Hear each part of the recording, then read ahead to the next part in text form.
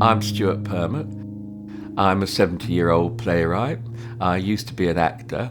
I live alone in Kentish Town. I'm a part-time tutor in adult education, and I'm also a co-facilitator for people with mental health problems at St Charles Hospital. I've got loads of books, and I just can't throw any of them away. They're sort of like my children. I can't explain it, but each one's got a memory, even though I've read them a few times. This is a photograph. It's Diana Rigg and Maggie Smith when they were both sort of young actresses. I happen to have met Diana, although she's just recently passed away. I've met her several times. I've never had the privilege of meeting Maggie Smith. That's my mum and dad taken on their 50th wedding anniversary. And my parents used to speak of a language that is almost dead now called Yiddish. It's a very expressive language. I mean, you've all heard of the word Michiganer, which means madman.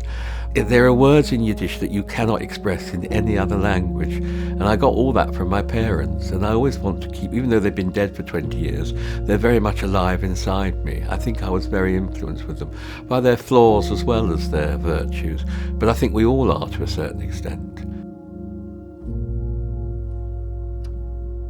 I don't mind admitting I've had a mental illness all my life. I was diagnosed when I think I was 18 with manic depression.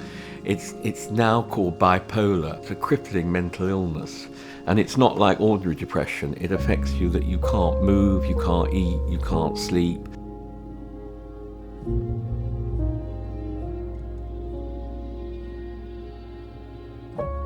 I was really, really supported in every way. I mean, people like Louis and my neighbour Kate and various, there's about 12, 15 of them, used to come and visit me regularly.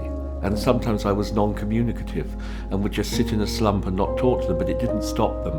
And I think this kept me going. And I've noticed that other people who are in hospital, who don't have any family or friends, don't get as well again. I mean, that is the key, I think, well, anyway, to all illness, but to particularly mental illness, is a sense of community. I've known Stewart for about 10 years now. We first met through the Actors Centre.